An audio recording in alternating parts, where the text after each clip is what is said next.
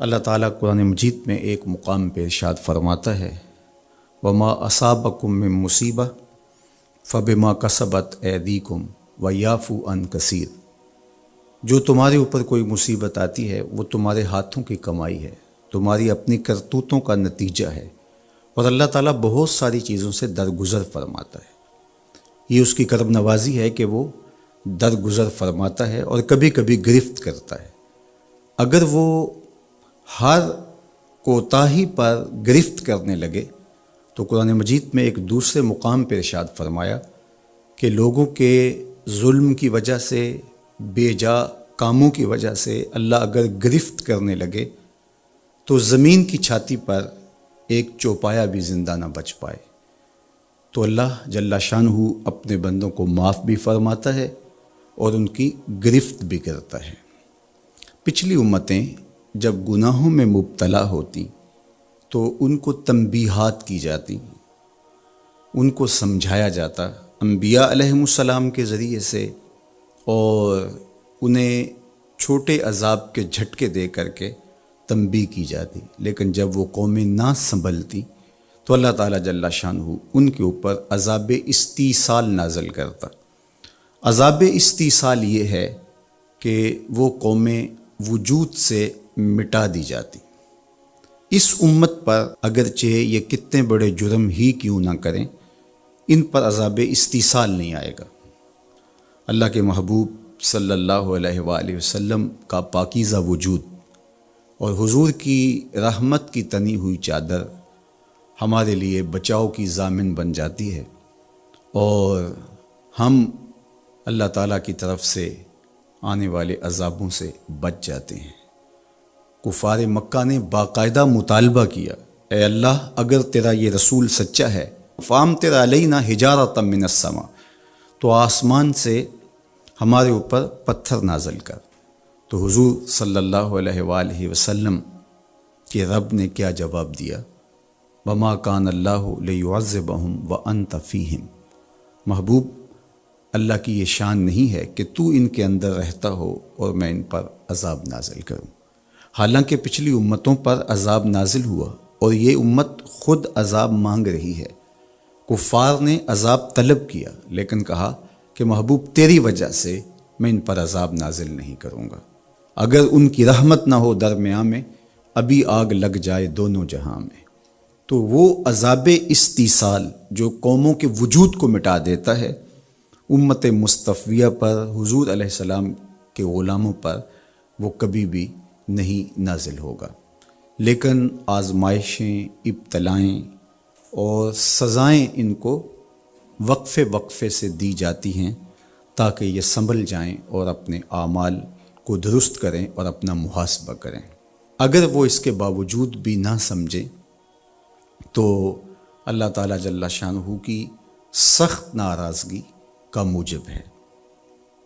اہل ایمان پر جو ابتلائیں آتی ہیں، جو آزمائشیں آتی ہیں، اس پر جب وہ صبر کرتے ہیں اور اللہ کی طرف رجوع کرتے ہیں تو ان کو اس کا اجر اور اس کا صلہ دیا جاتا ہے۔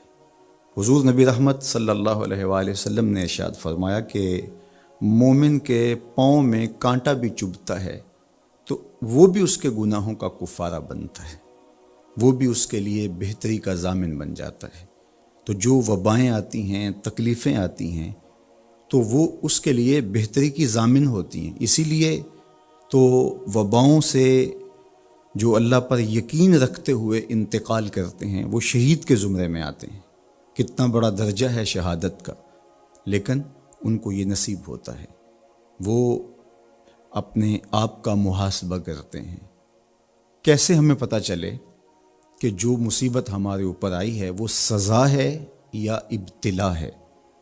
تو علماء نے کہا کہ جو وبا، جو مصیبت، جو تکلیف تمہیں پہنچتی ہے اس پر اگر تمہیں اللہ کی طرف رجوع نصیب ہوتا ہے تو وہ ابتلا ہے، اس سے تمہارے درجے بلند ہوں گے، تمہارے گناہ مٹیں گے۔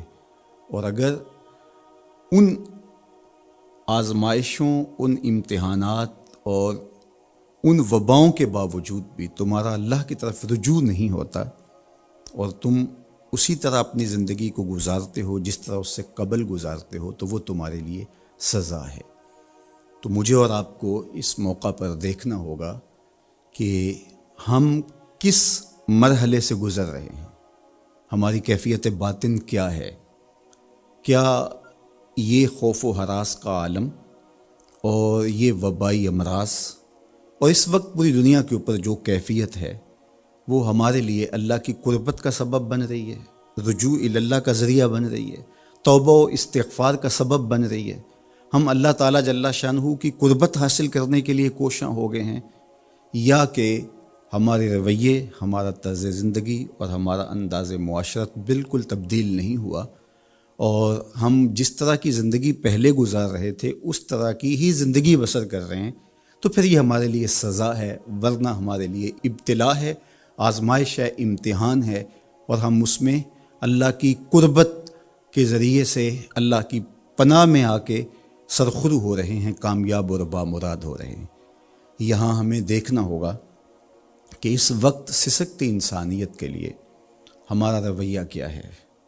کیا ہم نے اشیاء خورد و نوش سے لے کر کے ضروری ادویات تک اور انسانی ضرورت کے لیے اس وبا سے بچنے کے لیے جو ماسک پہنا جاتا ہے اس کو حصول زر کا ذریعہ بنایا، یا کہ ہم انسانیت کی خدمت کے لیے اس وقت میدان عمل میں موجود ہیں؟ تو ہم اپنے عمل سے، اپنے رویے سے اپنے آپ کو جج کر سکتے ہیں، اپنے آپ کو دیکھ سکتے ہیں۔ اقبال نے کہا تھا اپنے دل سے پوچھ، ملا سے نہ پوچھ۔ تو ہمیں اپنے اندر سے فتویٰ ملتا ہے ہم کس جگہ پہ کھڑے ہیں، تو ہمیں اس حوالے سے اپنے آپ کو دیکھنا چاہیے۔ اللہ تعالیٰ جل شانہ نے ہمیں اس ابتلا میں، اس آزمائش میں مبتلا کیا ہے، تو اس میں اس کی حکمت بالغہ کیا ہے ہم نہیں جانتے، لیکن ہم اس کی طرف ہی رجوع کر کے، اس کے حضور عجز کر کے، اپنے گناہوں کی معافی مانگتے ہوئے کثرت استغفار کے ذریعے سے اس میں کامیاب اور سرخرو ہونے کی کوشش کریں۔ اللہ جل شانہ کے محبوب علیہ السلام نے ہمیں مشکلات سے صبر کے دامن کو تھام کر گزرنے کی تلقین کی ہے، اور صبر اجر کا ضامن بنتا ہے، اور اگر بے صبری کے ذریعے سے اور واویلے کے ذریعے سے ہم وقت گزارتے ہیں تو تکلیف تو اس سے کم نہیں ہوتی، لیکن اجر برباد کر بیٹھتے ہیں۔ ہمیں ایسی مشکل گھڑیوں میں صدقہ و خیرات کے ذریعے سے اللہ کی قربت اختیار کرنے کا حکم دیا گیا۔ فرمایا گیا داو مرداکم بالصدقہ، اپنے مریضوں کا علاج صدقے سے کرو، تمہارے امراض کا علاج صدقے میں چھپا ہوا ہے۔ جب تم صدقہ کرتے ہو تو مشکلیں ٹلتی ہیں، تکلیفیں دور ہوتی ہیں، اور پھر تضرع کے ساتھ، زاری کے ساتھ، دعاؤں کے ساتھ، التجاؤں کے ساتھ اللہ کے حضور پیش ہو جاؤ۔ تم امتحان گاہ میں کھڑے ہو، وَاسْتَقْبِلُوا امواج البلا بالدعاء والتضرع، فرمایا کہ بلاؤں اور آزمائشوں کی موجیں جب تمہاری طرف بڑھ رہی ہوں تو تم تضرع اور زاری کے ساتھ اللہ کی مدد اور اللہ کی پناہ لے لو، اور جب تم اس کی پناہ میں آ جاؤ گے تو پھر تکلیفیں تمہارا کچھ نہیں بگاڑ سکتی، تمہارے درجے بلند ہوں گے، اور تمہاری خطاؤں سے اللہ درگزر فرمائے گا، اور تمہارے لیے راحتوں کے، کرم نوازیوں کے در کشادہ ہوں گے۔ اللہ جل شانہ کی بارگاہ میں ہم دعا بھی کریں، کثرت کے ساتھ استغفار بھی طلب کریں، چونکہ استغفار ہمارے لیے تریاق کا درجہ رکھتا ہے، بالخصوص جب ہم ان حالات میں ہیں۔ حضرت سیدنا عمر رضی اللہ تعالی عنہ فرماتے ہیں لو نزلت صاعقۃ من السماء ما اصابت مستغفرا، آسمان سے کڑکتی ہوئی بجلیاں بھی نازل ہوں تو جو استغفار کر رہا ہوگا وہ ان سے محفوظ رہے گا۔ تو استغفار کرنے والا اللہ جل شانہ کی پناہ میں آ جاتا ہے، اس کی حفاظت کے حصار میں آ جاتا ہے۔ حضرت امام شافعی علیہ رحمہ فرماتے ہیں کہ میری زندگی کا نچوڑ، میں نے جو دین پڑھا ہے، دین سمجھا ہے، تو اس کا خلاصہ یہ ہے کہ ما رأیت انفع للوباء من التسبیح، وباؤں اور ابتلاؤں کے اندر تسبیح سے بہتر میں نے کوئی وظیفہ نہیں پایا ہے۔ تو جب آپ اللہ کی تسبیح بولتے